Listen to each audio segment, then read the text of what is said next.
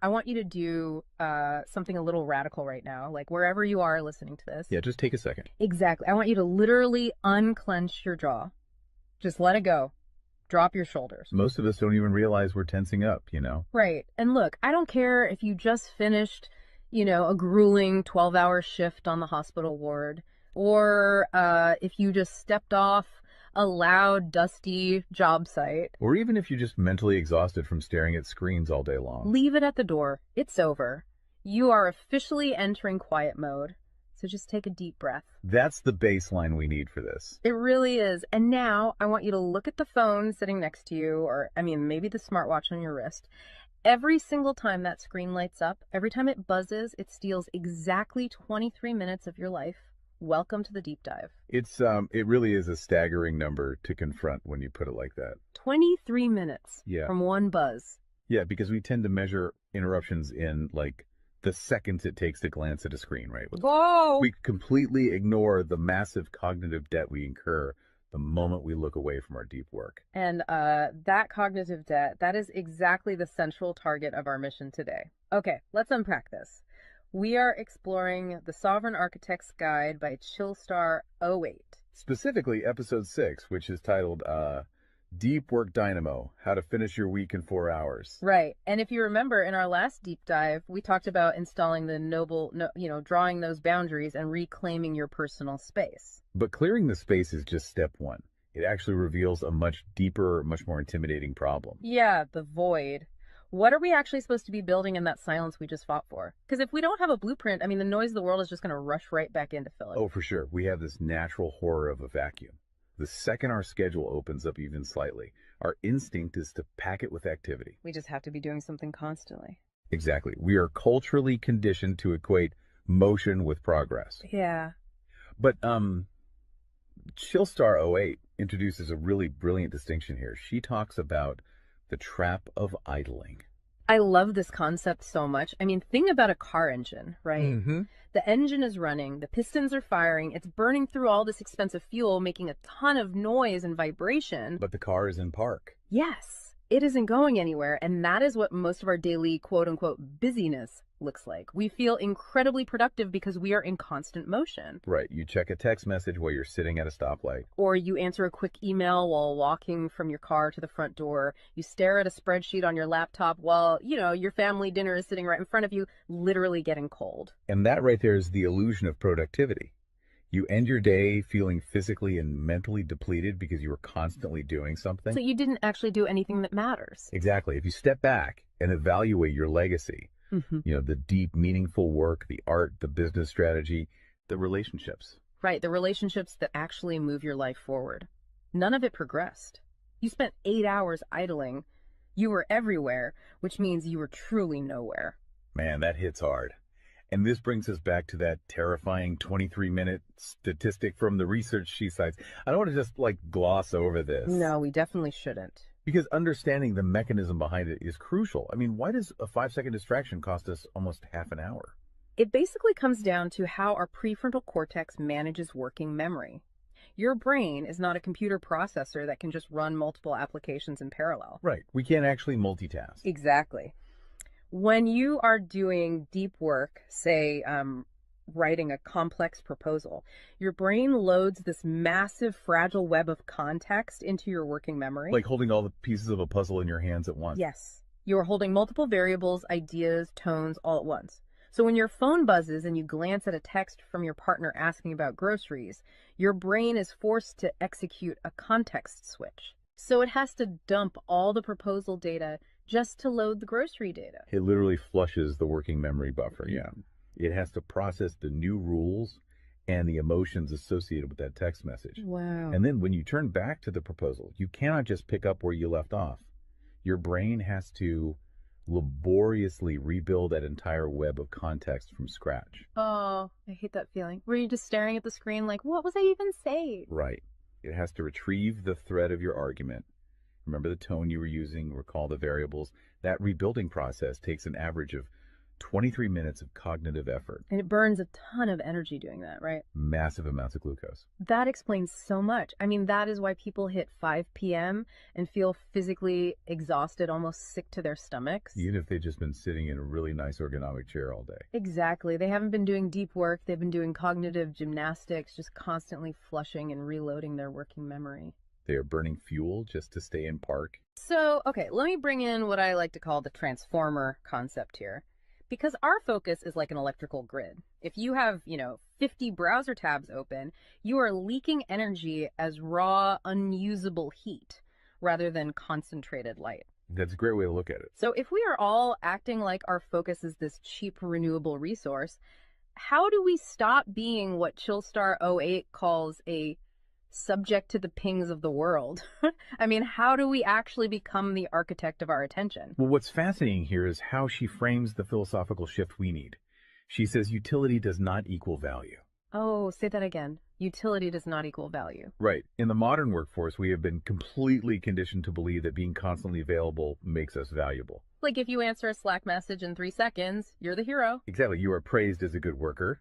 Or if you jump on a Zoom call with like 5 minutes notice, you're a team player. But that is just utility. I mean, being highly available makes you a commodity. You're like a human router just passing information back and forth. And routers are easily replaced. True sovereignty, true value comes from being impactful. You simply cannot make a deep, lasting impact if your attention is constantly fractured by the agendas of other people. Yeah, when you operate like that human router, you are spending your finite, precious Mondays executing someone else's script. You're a subject to the pings of the world. Okay, so we know the biology of why this destroys our focus, and we understand the philosophical trap of, trying to be too available, but how do we actually fix the mechanics of our workday? We have to build the deep work dynamo. Right. So think of your attention like water pressure. If you poke 50 tiny holes in a garden hose, open browser tabs, email notifications, group chats. The water just trickles at the end. Exactly. You cannot wash a car with a trickle. You're just making the driveway wet. That's true. So the Dynamo Audit she lays out, it's about putting a high pressure nozzle on that hose. It narrows the opening to create a stream powerful enough to actually blast through the dirt. And the first step in that audit is auditing the physical environment itself. She calls it analyzing your signal-to-noise ratio. Okay, so visualize your workspace right now. She asks you to determine if it is a sanctuary or a transit hub. Let's be honest. Most of us are operating in transit hubs. A transit hub is a place of constant arrival and departure. People walking by, announcements over the loudspeaker, just a blur of motion. Yeah, and you can't build a legacy in a train station. But we need to push past the basic phones are distracting advice, right? Because our listeners already know that. Oh, absolutely. Chillstar '08's rule is much more brutal than that. She says if the phone is even sitting on your desk, even face down, it is acting as a parasite on your cognitive grid. A parasite, just by being in the room. The research supports this entirely, by the way.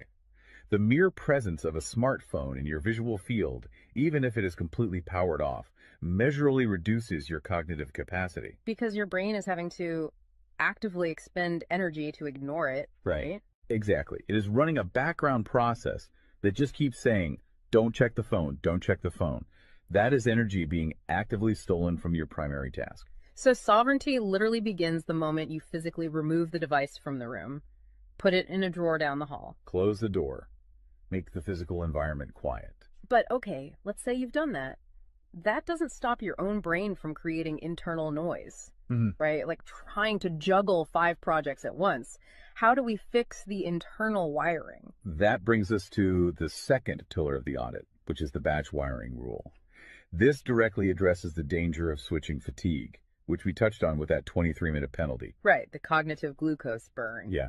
When we attempt to multitask, like writing a creative brief, then pausing to check inventory levels, then answering 3 customer service emails. And then trying to go back to the brief.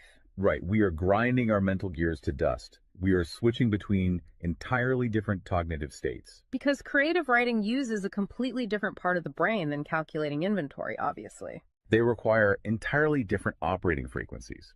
So the batch wiring rule dictates that you must group similar tasks together based on their cognitive load. Okay. And you do not switch the current until that specific type of work is completely done.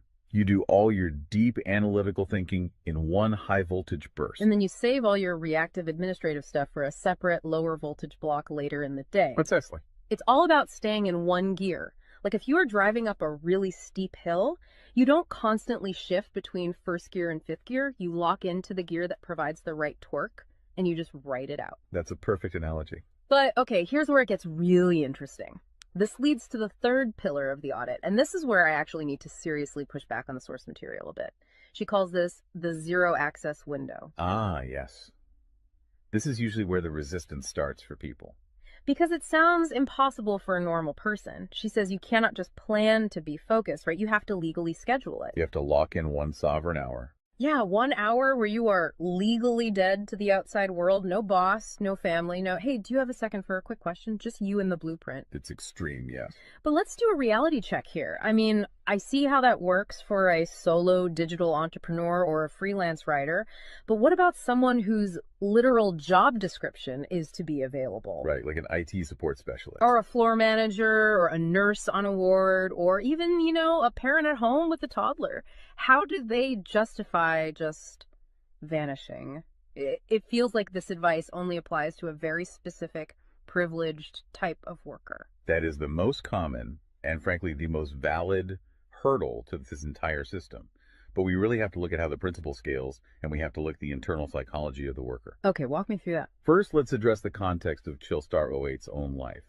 She is not some solitary monk living on a mountain. She is a wife, a mother, and a grandmother. Oh, wow. Okay. Yeah, and she runs a luxury travel agency and a digital marketing business. Her entire professional and personal life is built around communication and client management. She probably receives hundreds of legitimate demands on her attention every single day. So she is really in the thick of it. She isn't just speaking from some ivory tower. Far from it. She implements the zero access window because of those demands, not in spite of them. Now, for the IT manager or the nurse, obviously, you cannot vanish while on active duty if your role is acute response. Right. You can't ignore a burning server or a patient monitor. Exactly. But the principle applies to the deep work surrounding the active duty, the scheduling, the charting, the strategic planning. Even in highly reactive jobs, there is legacy work that gets pushed to the margins. That makes sense. And the challenge isn't just logistical, it is deeply psychological. It's the internal guilt, isn't it? Yes, exactly. People feel like bad employees or bad parents or bad partners when they set a hard boundary. Yeah. We tie our entire self-worth to our responsiveness. We think, if I am not instantly available, I am failing them. Man, that is so true. We feel guilty for taking an hour to ourselves. But setting a zero access window is not about neglecting your family or your team. It is about condensing your high level work into massive, high impact bursts of energy so that you can actually be present later. Wow. Okay. Consider the alternative. If you don't carve out that absolute focus, you end up giving your family or your team partial fractured attention for 12 hours straight. Exactly. You are physically at the dinner table, but mentally you are drafting an email. Or you are sitting on the floor playing with your kid, but you're checking a Slack notification over their shoulder. You are trading constant low quality availability for scheduled high quality presence. It is entirely about communicating boundaries to protect the quality of the time you do give people. You tell your team, look, I am going offline for 60 minutes to finish this crucial report. If the servers literally catch fire, call this specific emergency number. Otherwise, I will address all questions at 11:00 a.m. Right. You aren't vanishing to hide. You are vanishing to get the work done efficiently so you can actually live your life. Which brings us to the ultimate why behind this entire system. Because once you fight through that guilt, once you build this 4-hour fortress, you have to know what it is all for. It's not just about becoming a hyper-efficient robot. No, because if you use these tools just to do more of your boss's busy work or to take on 3 more stressful projects, you have entirely missed the point. You are just speeding up the treadmill. If we connect this to the bigger picture, the destination we are driving toward is a concept she calls passive magnetism. Okay, break down passive magnetism for us, because it sounds a bit abstract. Think of it as the gravity your work generates when it is undeniably good. Most people operate with active desperation.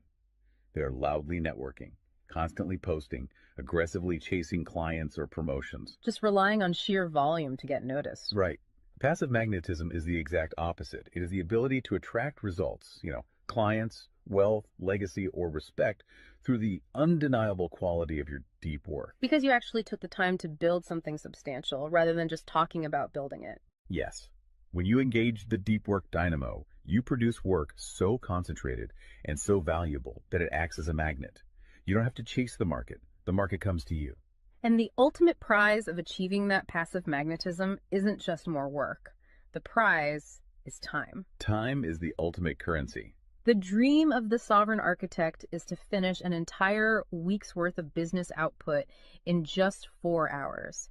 You do this high voltage work often while the rest of the world is literally still hitting the snooze button. You free up the remaining hours so you can go be a traveler, so you can be a creator. So you can be a fully engaged grandparent like Chillstar 08. Exactly. She frames it beautifully in the source text. She says, we wire for silence so we can live in volume. Oh, I love that. We embrace the discipline of the quiet fortress so that our actual lives can be loud, vibrant, and fully experienced. We are finally taking control of the dial. But, making that shift from a frantic, reactive employee to a calm, sovereign creator requires a massive shift in identity. You have to tune your mind before you sit down to do the work. It is really difficult to just sit down at a desk and instantly command your brain to perform deep work, right?